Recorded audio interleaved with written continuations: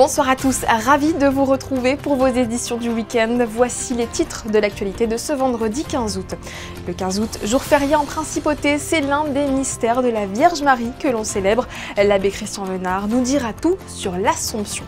Nous prendrons ensuite des nouvelles du Monaco Rugby Sevens. Dans le sud-ouest, nos envoyés spéciaux feront le point sur l'état de forme de l'équipe en amont du championnat professionnel de rugby à 7. Marie Ducruyer dévoile un tout nouveau projet dédié aux enfants en principauté. Elle nous en livrera les détails dans quelques instants en plateau. Et puis nous embarquerons à bord du Saint-Georges aux côtés de la police maritime. Reportage à suivre sur les missions de cette unité particulière. En ce 15 août, vous avez été nombreux à profiter d'un peu de temps libre, jour férié, au cœur de l'été. Vous ignorez peut-être la véritable signification de l'Assomption. Il s'agit d'une date très importante pour les catholiques. Bonsoir Christian Menard. Bonsoir. Qu'est-ce que l'on célèbre d'abord le 15 août exactement ? Alors, le 15 août, dans l'Église catholique, aujourd'hui, on a célébré la Vierge Marie. Alors, vous allez me dire, la Vierge Marie, on la célèbre déjà à plusieurs reprises, notamment à Monaco, on connaît bien l'Immaculée Conception parce que notre cathédrale est dédiée à l'Immaculée Conception. Et le 15 août, c'est un des mystères de la Vierge Marie qu'on célèbre. C'est ce qu'on appelle son Assomption, c'est-à-dire le fait que dans la foi des chrétiens, la Vierge Marie, à la fin de son parcours terrestre, elle n'est pas morte comme nous au sens où son corps est parti en décomposition, voilà ce qui se passe pour nous, et son âme vers le bon Dieu. Mais l'Église croit profondément depuis des siècles, puis ça a été un dogme, on pourra y revenir, qui a été formulé au XXe siècle, que la Vierge Marie est partie corps et âme directement rejoindre le Seigneur au ciel. C'est très beau chez nos frères orthodoxes. Ils appellent ça d'ailleurs la dormition de la Sainte Vierge, c'est-à-dire que la Sainte Vierge s'est endormie et puis elle est partie, corps et âme, rejoindre la Trinité bienheureuse, le Père, le Fils et le Saint-Esprit. Et c'est un privilège. Nous mourrons. La Vierge Marie est une créature comme nous. C'était une jeune fille quand elle a attendu le Seigneur Jésus dans son corps. C'était une toute jeune fille, 14-15 ans. Et elle n'a pas connu la mort parce que Dieu l'a préservée, parce qu'elle avait porté en son sein le Fils de Dieu, Jésus. Et pourquoi est-ce que cette fête, elle est si importante dans l'Église ? Elle est même fériée à Monaco et en France. Alors, il y a des tas de raisons. Il y a des raisons théologiques, si vous voulez, qui font que, vous voyez, parfois on dit oui, le catholicisme, le patriarcat, etc. Non, il y a une place de Marie comme une maman, comme une mère, avec tout ce que ça suppose d'un regard maternel sur nos vies humaines. Et ça, je crois que ça touche le cœur de tout un chacun. C'est un immense succès. On sait chaque année, c'est des milliers de chrétiens, par exemple, qui vont à Lourdes, spécialement pour le 15 août. Et puis, ça a une résonance particulière pour la France et donc un peu pour Monaco aussi, d'autant plus que, si vous voulez, celui qui a vraiment érigé cette fête quasiment comme une fête nationale, c'est Louis XIII, le roi Louis XIII, qui a voulu que Marie, dans son Assomption, devienne la protectrice de la France. Donc, c'était quasiment la deuxième fête nationale en France. Il y avait la Saint-Louis, évidemment, et puis il y avait l'Assomption. Alors, vu les liens de Monaco et de la France, notamment à l'époque de Louis XIII, parce qu'on sait que c'est le roi Louis XIII qui a accordé au prince sa titulature princière, que les princes de Monaco sont allés vivre à la cour, se sont mis au service du roi. Donc c'est vrai qu'il y a un élément historique aussi qui fait que on aime cette fête, les catholiques du monde entier aiment cette fête, les catholiques français l'aiment d'une manière toute particulière, il y a beaucoup de processions en France aussi au moment du 15 août, en se rappelant que pendant très longtemps, c'était quasiment notre deuxième fête nationale pour la France. Et alors comment est-ce qu'aujourd'hui, à Monaco, on a fêté l'Assomption ? Par le biais de messes et de processions, vous racontez-nous. Oui, alors non, procession non, parce que vous savez, nous, l'Assomption, donc ça tombe le 15 août, et je ne surprendrai pas nos téléspectateurs ce soir en disant que Monaco, en plein mois d'août, la plupart des résidents, des monégasques sont à l'extérieur, ils ont bien de la chance, moi aussi d'ailleurs, je vous parle de mon lieu de vacances. Et merci de nous Et accorder d'ailleurs donc, ce temps en vacances. Et donc, si vous voulez, évidemment, dans toutes les paroisses de Monaco, le 15 août est célébré, en commençant évidemment par la cathédrale, mais ça ne donne pas lieu, on a beaucoup de grandes fêtes particulières tout au long de l'année, c'est vrai qu'à Monaco, le 15 août, en pleine période estivale, ne donne pas lieu ça n'est pas marqué d'une manière plus spécifique que le fait simplement liturgiquement, que dans chacune de nos paroisses, évidemment, parce que c'est une messe qu'on appelle une messe de précepte, une messe d'obligation, c'est-à-dire le 15 août pour les catholiques, c'est comme un dimanche. Il faut aller à la messe, c'est une messe où on aime vraiment voilà, se retrouver. Et une dernière question, est-ce que c'est une messe spéciale?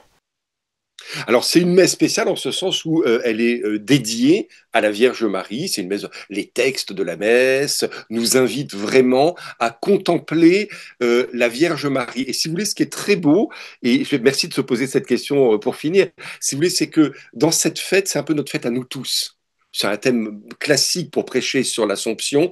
Pourquoi? Parce que Marie, c'est une créature comme nous. Vous voyez, Jésus, c'est le Fils de Dieu. Il est Dieu lui-même. Marie, elle est une créature. Et nous contemplons aujourd'hui, nous avons contemplé aujourd'hui dans cette célébration, une créature choisie spécialement par Dieu, mais nous sommes tous, d'une certaine manière, choisis par Dieu. Et en Marie, nous contemplons ce à quoi nous sommes appelés, vivre un jour pour l'éternité dans le bonheur de Dieu. Une fête d'espérance. Merci beaucoup, mon père, de nous avoir livré tous ces détails. Merci à vous. En sport, la première étape de The Ocean Race Europe 2025 s'est terminée hier au large de l'île de Wight. Après un duel intense avec Paprec Arkea, la team Malizia, portée par Boris Herrmann, a arraché la deuxième place. C'est Biotherm qui s'est emparé de la première. L'équipe avait une avance solide dès le départ. La prochaine étape de la compétition est prévue ce dimanche 17 août. La flotte quittera les côtes anglaises pour 1400 milles nautiques vers Carthagène en Espagne. Direction Mont-de-Marsan dans le sud-ouest de la France. C'est là que le premier tournoi de la saison 2025 de l'Inextenso Super Sevens, la première étape du championnat professionnel de rugby à 7, aura lieu. On rejoint sur place Frédéric Elion et Julien Logier. Frédéric, le Monaco Rugby Sevens est-il prêt pour cette compétition qui se dispute demain ? Oui, c'est la tradition depuis plusieurs saisons, Sarah, pour le Monaco Rugby Sevens. Préparation rime avec Souston, ici dans le sud-ouest, et les Monégasques qui ont passé 2 semaines, 15 jours où ils ont pu monter en puissance sur le plan physique, mais aussi sur le plan tactique avant d'arriver aujourd'hui ici à Mont-de-Marsan, au stade Boniface, où se déroulera demain la première étape de l'Inextenso Super Sevens. Tout s'est bien passé. On a un peu modifié le groupe, donc il y a un travail de cohésion qui a été fait, d'apprentissage du plan de jeu et du coup de mise en place sur le terrain. Un peu de test physique aussi forcément, puisque le rugby à 7 est très difficile. Et puis on est prêt pour cette première étape, on a hâte que ça commence.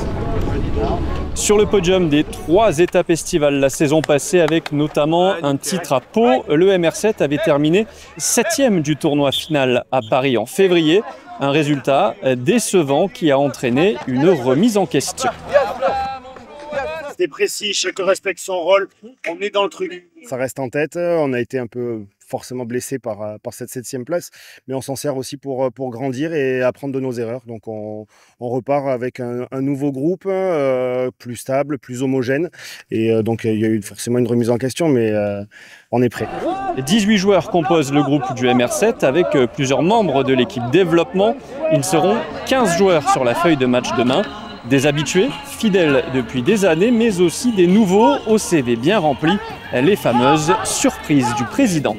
Ça fait maintenant quelques temps que je dois potentiellement venir avec Monaco. Ça fait 4 ans depuis 2021 où les blessures m'en ont empêché. Et puis voilà, c'est le projet, c'est les personnes. C'est voilà, quand je vois quelqu'un comme Joe qui est un incontournable, un historique de Monaco, ses valeurs se rapprochent des miennes. Et du coup, je me dis, si lui il est là, c'est le capitaine. Je me dis qu'il y a forcément des belles valeurs. Et puis après, voilà, aussi il y a le projet sportif, on ne va pas se mentir. Il rêve grand, Monaco rêve grand. Et quel sportif ne peut pas rêver grand?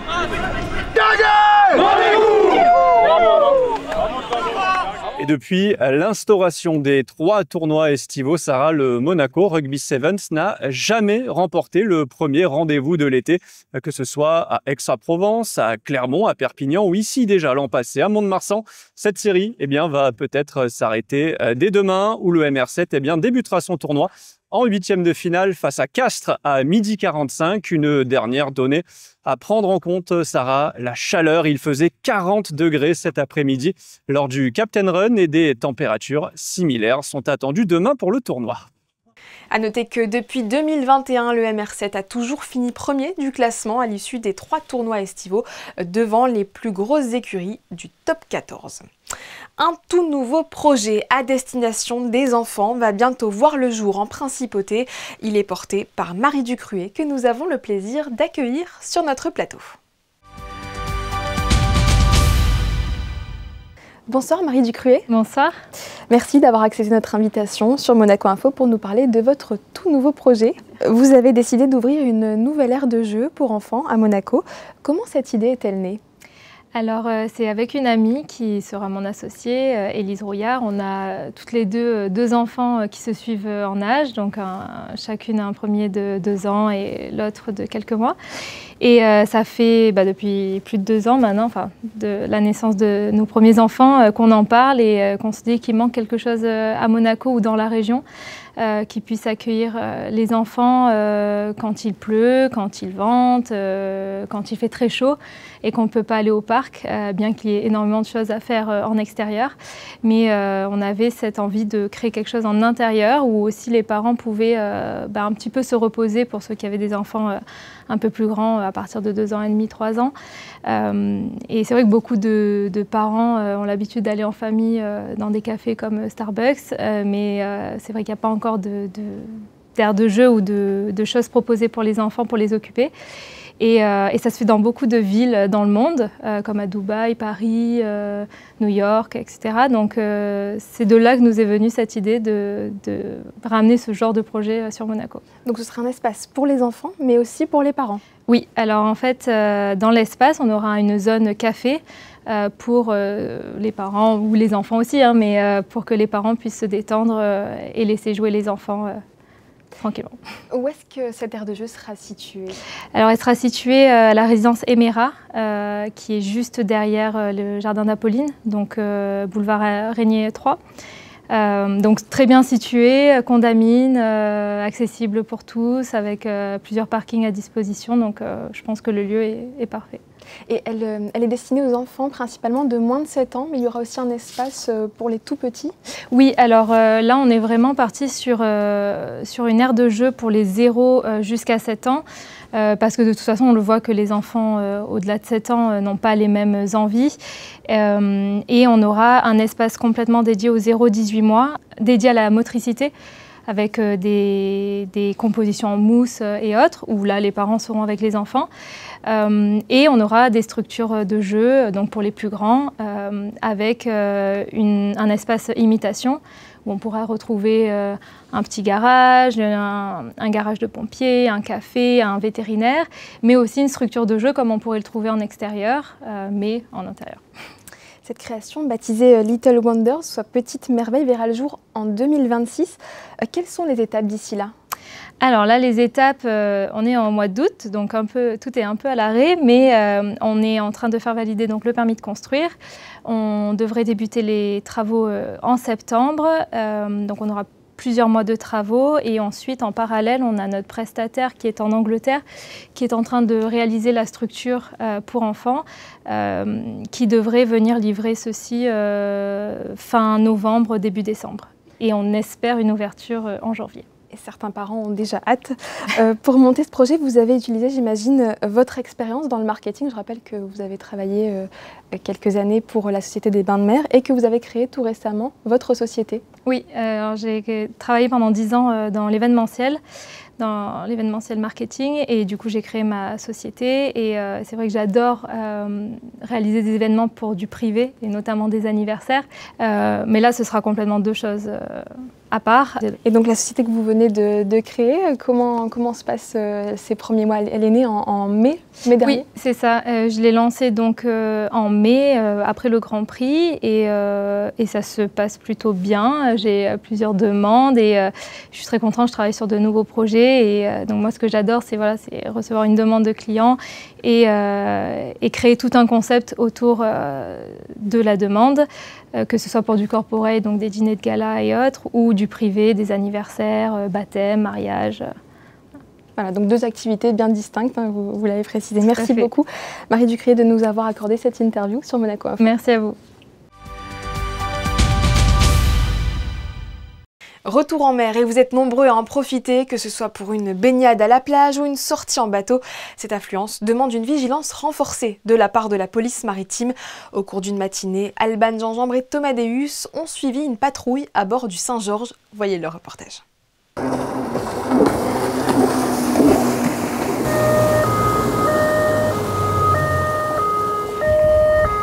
Bonjour monsieur, c'est la police maritime.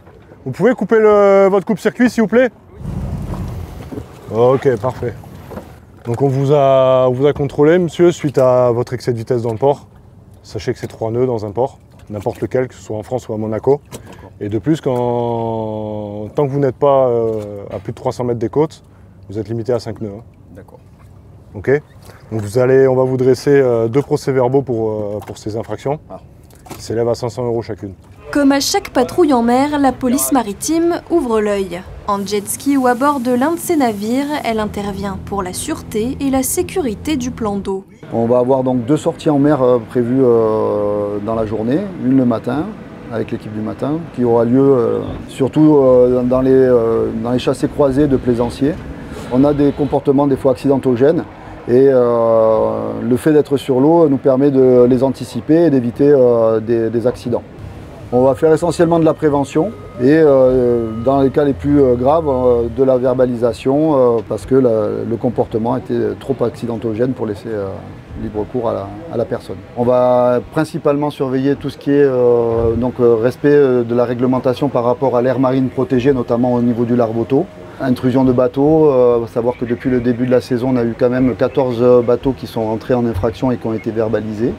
Et sur le plan d'eau, on est chargé de tout ce qui est sûreté, donc les incivilités liées à la navigation, au manquement aux règles de navigation et les vitesses donc excessives et puis le matériel de sécurité aussi qui peut faire défaut sur certaines embarcations. Vous avez tout ce qui est gilet de sauvetage, tout ça, extincteur? Vous pouvez nous montrer si vous... Montrez-nous juste 4. Okay. Vous êtes 4 à bord. C'est bon, c'est bon. Et quand ils ne sont pas en mer, les contrôles continuent. La police maritime, c'est aussi toute une fonction administrative réalisée en permanence. Il faut contrôler effectivement les arrivées de plaisanciers avec les gros yachts qui font du charter, mais aussi les bateaux de croisière. Donc on reçoit des listings avec les contrôles de passagers. On contrôle tous les passagers, que ce soit donc sur passeport ou sur listing, en amont des arrivées de bateaux. S'il y a une personne en difficulté dans les embranchements sous le musée, je vais vous y rendre sans délai. Oui, c'est parfaitement reçu. On est au large de Maréterra, on s'y rend immédiatement. 61 vient d'arriver sur zone, on entame une reconnaissance pour essayer de trouver une nageur en difficulté.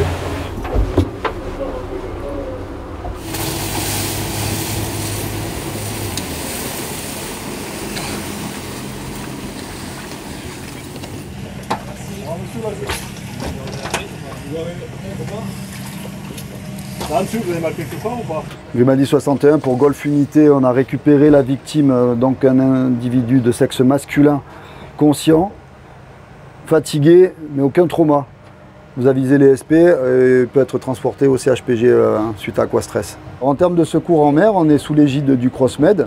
Donc en cas d'intervention en mer, dans les eaux monégasques, on est souverain, donc on va intervenir directement. Mais on est amené à faire du sauvetage également dans les eaux françaises, dans les eaux territoriales françaises, entre le Cap Martin et le Cap Ferrat généralement. Et dans ces eaux territoriales françaises, le CrossMed nous demande notre assistance et notre intervention, que ce soit pour du remorquage, du secours à la personne, pour assurer la continuité avec la SNSM française. À bord du semi-rigide, 2 plongeurs sauveteurs d'intervention. Leur particularité, ils sont techniciens d'investigation subaquatique. Leur domaine d'application à Monaco consiste à faire de la recherche judiciaire sur tout ce qui est immergé. Ça peut être sur des armes retrouvées dans l'eau, ça peut être des cadavres retrouvés dans l'eau, tout ce qui peut être retrouvé dans le milieu aquatique et qui nécessite d'être traité au niveau judiciaire. Nous sommes habilités, nos plongeurs, à faire les premières constatations judiciaires et les préservations des traces et indices en milieu aquatique. Grimaldi 61 pour Golf Unité, nous regagnons le mouillage. Les domaines d'intervention de la police maritime sont larges. La vigilance est multipliée pendant l'été pour assurer la sécurité de ceux qui sont nombreux à venir profiter de la mer. Le Méridien Beach Plaza se met au service de la nature et propose désormais des hébergements un peu spéciaux. L'hôtel vient d'accueillir sur ses terrasses 2 dorlotoirs à abeilles, une initiative qui vise à la fois à protéger l'environnement et à sensibiliser les plus jeunes. Gaëtan Lebrun et Marie-Ève B sont allés observer ces maisonnettes de plus près. À Monaco, un nouveau projet bourdonne d'enthousiasme. Ces petites structures colorées, conçues comme de véritables hôtels à insectes, visent à accueillir les abeilles sauvages et favoriser leur rôle essentiel, la pollinisation. Un geste à l'initiative du Méridien pour la biodiversité et pour l'avenir. Alors les dorlotoirs, c'est comme des petites maisons qui accueillent des abeilles solitaires. Donc ce sont des abeilles qui ne vivent pas en ruche et qui ne font pas de miel. En fait, leur fonction, c'est de butiner et de polliniser. Et donc, en fait, elles vont pondre. Le dorlotoir a des petites alvéoles, comme des tubes à essai. Et donc, l'abeille femelle va pondre ses œufs, faire des petits cocons, pondre ses œufs et mettre une petite réserve de nourriture au sein du dorlotoir. Et ensuite, au printemps, les abeilles vont éclore. Je précise que ce sont des abeilles qui ne piquent pas, les abeilles solitaires. Voilà. Mais le projet ne s'arrête pas là. Ces dorlotoirs serviront aussi de point de départ à des ateliers ludiques pour les enfants. Observation des abeilles, fabrication de mini-abris et découverte du rôle des pollinisateurs. Quand on connaît, on respecte.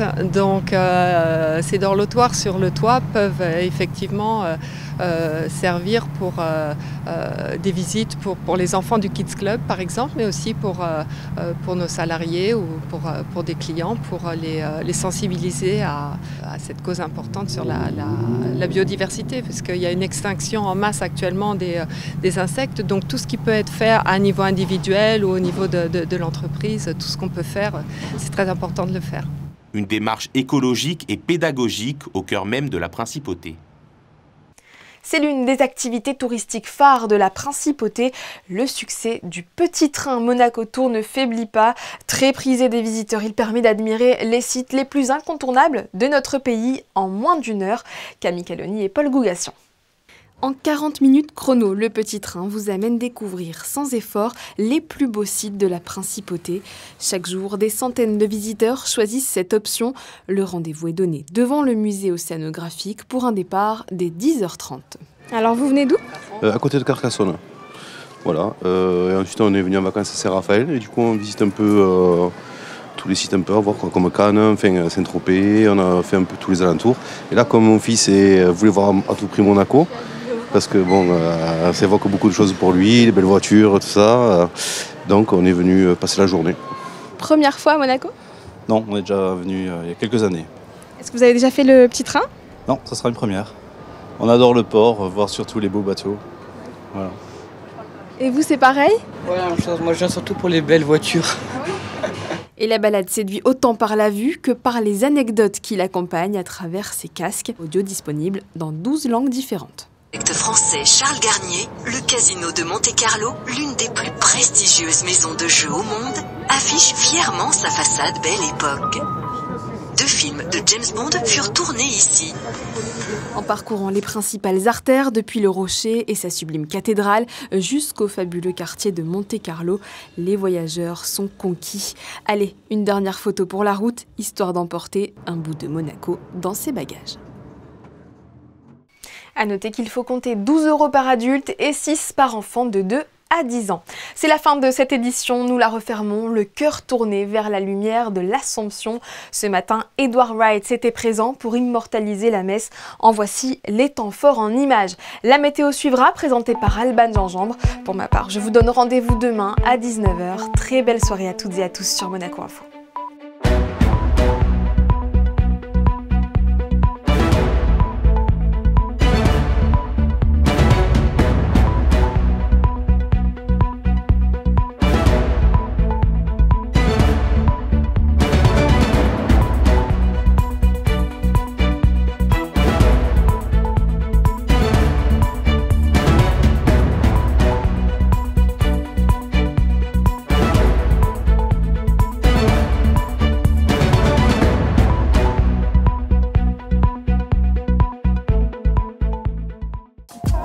Retrouvez la météo avec Maya Bay, le restaurant référence thaï japonais de Monaco.